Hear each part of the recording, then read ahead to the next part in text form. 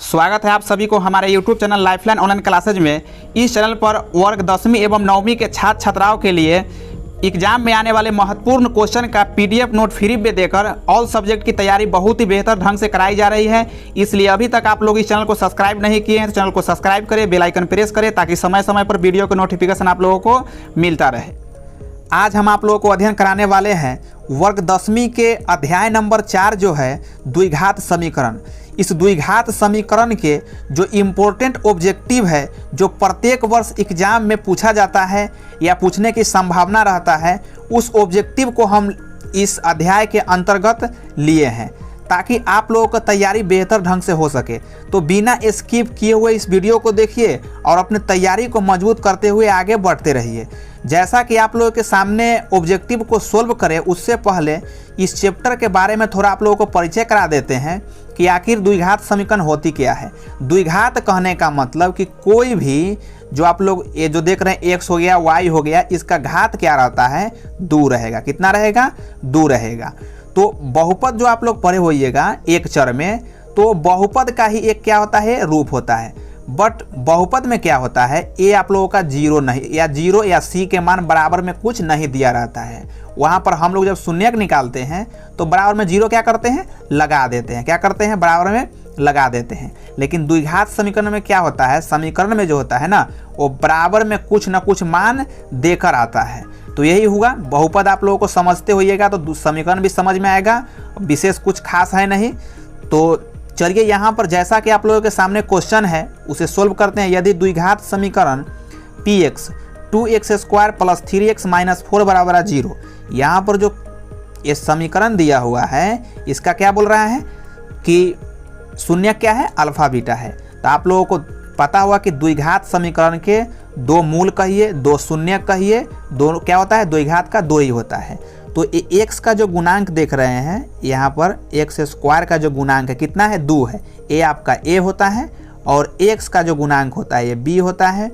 और लास्ट में जो x के बाद वाला जो होता है ना, उसको हम लोग क्या बोलते हैं, c बोलते हैं। तो यहाँ पर चलिए लिख देते हैं आप लोगों के लिए। तो a बराबर कितना हो गया, a बराबर 2 हो गया, b बराबर 3 हो गया और c बराबर -4 हो गया। अब क्या बोल रहा है, अल्फा प्लस बीटा बोल रहा है। क्या बोल रहा है, अल्फा प्लस बीटा। तो इसका फार्मूला क्या होता है, तो इसका फार्मूला होता है -b/a। तो देखिए b का मान कितना है आप लोगों का, 3 है, माइनस में 3 और a के मान कितना है, 2 है। कितना है, 2 है। कितना प्राप्त हो गया अल्फा प्लस बीटा के मान, तो -3/2। तो ऑप्शन कहाँ पर है, -3/2 आप लोगों का, तो ऑप्शन नंबर डी पर है। चलिए नेक्स्ट क्वेश्चन की तरफ बढ़ते हैं। नेक्स्ट क्वेश्चन को देखते हैं। नेक्स्ट क्वेश्चन भी उसी से मिलता जुलता है। जैसा कि यहाँ पर देखिए ये आप लोग का क्या हो गया, समीकरण हो गया। क्या हो गया, समीकरण हो गया। तो इसमें आप लोग छांट लीजिए, a बराबर क्या हो जाएगा, a बराबर आप लोगों का 1, b बराबर भी 1 और c बराबर भी -2। अब क्या बोलता है, तो 1/अल्फा प्लस 1/बीटा। तो यहाँ पर देखिए जैसा कि देख रहे हैं ये वाला जो हो गया एक तरीके से भिन्न का जोड़ है। तो भिन्न का जोड़ बना लीजिए, 1/अल्फा प्लस 1/बीटा क्या हो जाएगा, बीटा। तो यहाँ पर भिन्न के जोड़ बनाइएगा तो अल्फा इंटू बीटा हो जाएगा, क्योंकि इसका एलसीएम तो निकलने वाला नहीं है। तो अल्फा इंटू बीटा हो गया। अब देखिए जिसका एलसीएम ना निकलता उसे क्या करते हैं हम लोग, कोना कानी गुना कर देते हैं। कर दीजिए कोना कानी गुना, अल्फा से गुना कीजिएगा 1 में तो अल्फा, बीच में प्लस है तो प्लस, बीटा के बीटा हो जाएगा। अब देखिए अल्फा प्लस बीटा का फार्मूला क्या होता है, तो आप लोग पढ़े होइएगा पिछले अध्याय तो समझ में आया होगा आप लोगों का कि होता है -b/a। क्या होता है, -b/a। तो देखिए b का मान प्लस में है कि माइनस में, तो प्लस में है। तो b/a मतलब कहने का मतलब 1/1, तो भाग दीजिएगा तो 1 प्राप्त न हो जाएगा। तो सीधे हम शॉर्ट में यहाँ पर 1 लिख सकते हैं। चलिए अल्फा इंटू बीटा का मान क्या होता है, c/a। तो c के मान कितना है आप लोगों का, c के मान कितना है, तो c के मान आप लोगों का है -2।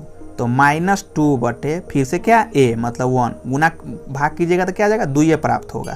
तो 2 माइनस में दोनों प्राप्त है, ये माइनस माइनस क्या होगा, कट जाएगा। मतलब कितना प्राप्त हो गया, 1/2 प्राप्त हो गया। कितना, 1/2। तो ऑप्शन नंबर क्या हो जाएगा, ए हो जाएगा।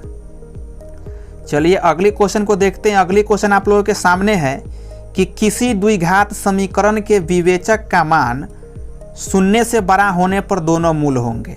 यहाँ पर शून्य होगा, शून्य से 12। तो देखिए इसमें 3 फार्मूला होता है। क्या होता है, 3 फार्मूला होता है। जो 3 फार्मूला जो आप लोगों को पढ़िएगा इससे संबंधित, एक क्या होता है, d > 0, एक होता है d < 0, एक होता है d = 0। तो देखिए यहाँ यानी कहने का मतलब d > 0। अगर आप लोग मान निकालिएगा, विवेचक का मान निकालिएगा, तो देखिए कुछ मान तो या तो प्लस में आएगा, या तो प्लस में प्राप्त होगा, नहीं तो माइनस में प्राप्त होगा, और नहीं तो क्या प्राप्त होगा, 0 प्राप्त होगा। तो अगर विवेचक के मान प्लस में प्राप्त होगा तो इसका क्या होगा, मूल वास्तव में होगा, लेकिन क्या होगा, असमान होगा। क्या होगा, ध्यान रखिएगा आप लोग, असमान होगा। अगर माइनस में प्राप्त होती है तो इसका कोई भी मूल नहीं होगा। अगर आप लोगों को 0 आता है विवेचक के मान, तो फिर से क्या होगा, वास्तविक होगा, लेकिन मूल क्या होगा, उसका समान होगा। तो ये ध्यान रखना है आप लोगों के सामने। तो यहाँ पर क्या बोला है आप लोगों को बोला है कि शून्य से 12 कहने का मतलब क्या, d > 0। तो क्या बता है, 12 होगा शून्य से, तो क्या होगा, वास्तविक और क्या होगा, असमान।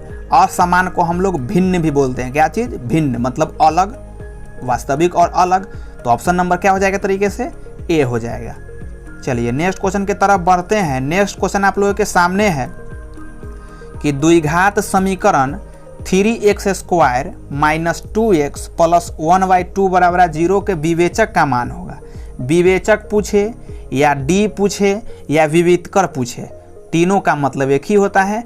तो यहाँ पर लिख लीजिए आप लोग, a बराबर कितना हो गया, a बराबर 3, b बराबर -2 और c बराबर 1/2 हो गया। ये हो गया।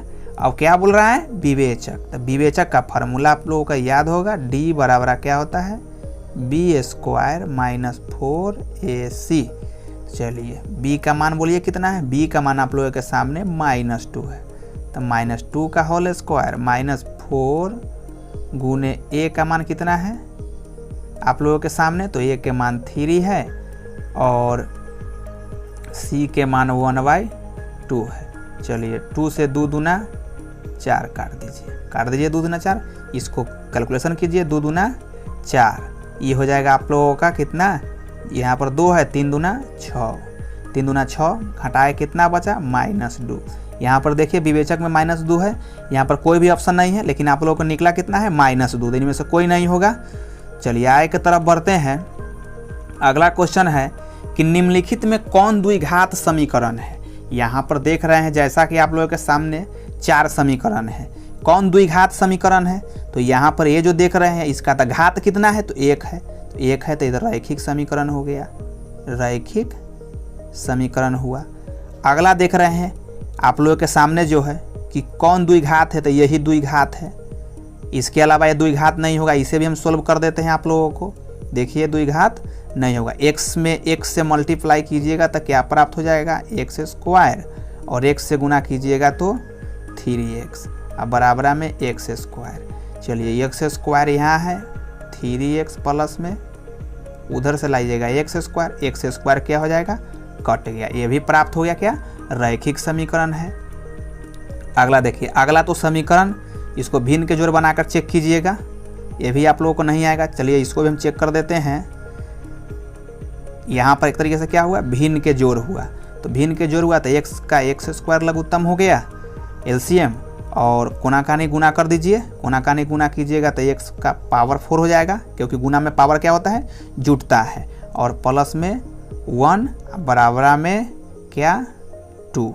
अब चलिए तिरछी गुना कीजिए, x/4 + 1 बराबर 2x²। देखिए इधर बुला के लाइएगा तो क्या हो जाएगा आप लोगों का, यहाँ पर x/4 - 2x² + 1 बराबर 0। अब बताइए ये कै घातीय है, तो तो चतुर्थ घातीय है ये, तो ऑप्शन नंबर आप लोगों का ए होगा। चलिए अगली क्वेश्चन को देखते हैं। अगली क्वेश्चन आप लोगों के सामने है कि मूलों की प्रकृति क्या होगी। द्विघात समीकरण आप लोगों के सामने है, अब मूलों की प्रकृति पूछा है, तो लिख डालिए फिर से a बराबर 1, b बराबर 1 और c बराबर -1। अब फिर से मूलों की प्रकृति जब कहे आप लोगों को बताने के लिए तो d निकालना है, मतलब विवेचक निकालना है, तो d बराबर क्या होता है b² -4ac 4ac। चलिए b का मान बोलिए कितना है, तो b के मान आप लोगों का 1 है, तो 1 के स्क्वायर -4 गुने a के मान कितना है, तो 1 है, और c के मान कितना है, तो माइनस में 1 है। तो देखिए 1 के 1, और यहाँ पर देखिए माइनस से माइनस में गुना हो जाएगा तब प्लस, और यहाँ पर देखिए 4, कितना आ गया आप लोगों का +5 प्राप्त हुआ। क्या प्राप्त हुआ, +5 आया। अब बताइए +5 आया मतलब 0 से बड़ा आ गया, 0 से बड़ा आ गया तो इसका क्या होगा मूलों की प्रकृति, तो वास्तविक होगा, लेकिन क्या होगा असमान होगा। तो ऑप्शन नंबर क्या हो जाएगा आप लोगों का ए हो जाएगा। चलिए नेक्स्ट क्वेश्चन की तरफ बढ़ते हैं और नेक्स्ट क्वेश्चन को देखते हैं। नेक्स्ट क्वेश्चन आप लोगों के सामने है कि निम्नलिखित में कौन द्विघात समीकरण नहीं है। मतलब द्विघात समीकरण नहीं कहने का मतलब क्या हुआ कि यहाँ पर 4 जो ऑप्शन है तो इसमें से 3 ऑप्शन क्या होगा द्विघात समीकरण होगा और 1 ऑप्शन द्विघात समीकरण नहीं होगा। तो पहला नंबर को चेक कीजिए कि द्विघात है या नहीं है, तो पहला को मल्टीप्लाई कीजिए x में तो क्या हो जाएगा x², और x से गुना कीजिएगा -2 में तो -2x, और उसी प्रकार से 1 से गुना कीजिए x में तो क्या हो जाएगा प्लस का x, और यहाँ 1 से गुना कीजिए -2 में तो -2 हो जाएगा। तो यहाँ पर देख रहे हैं क्या हो गया x² -x हो जाएगा, क्योंकि एक घट जाएगा फिर भी माइनस में x बच जाएगा, और माइनस में क्या हो जाएगा आप लोगों का माइनस में 2 हो गया। तो यहाँ पर देखिए द्विघात है या नहीं है, तो द्विघात है, पहला नंबर द्विघात है, तो दूसरा नंबर तो खुद ही द्विघात है, देख रहे हैं आप लोग सामने है, और तीसरा नंबर भी क्या है द्विघात है यहाँ पर। तो बचा क्या आप लोगों के सामने, तो बचा क्या, एक बचा आप लोगों का c क्या हो गया आप लोगों का c आप लोगों का द्विघात समीकरण नहीं है। जब इसे आप लोग सोल्व कीजिएगा भिन्न का जोड़ बनाकर तो ये त्रिघात प्राप्त होता है। तो ऑप्शन नंबर क्या हो जाएगा आप लोगों का c हो जाएगा। चलिए नेक्स्ट क्वेश्चन की तरफ बढ़ते हैं। नेक्स्ट क्वेश्चन आप लोगों के सामने है कि द्विघात समीकरण x² -5x + 4 बराबर 0 का विविधकर निम्नलिखित में कौन है। विविधकर कहने का मतलब विवेचक पूछ रहा है। तो देखिए ये लिखिए, a का मान कितना आप लोगों के सामने है, तो a के मान 1 है, b के मान कितना, तो b के मान -5 है, और c के मान कितना, तो 4 है। तो d बराबर क्या होता है, मतलब विवेचक बराबर क्या होता है, तो b² -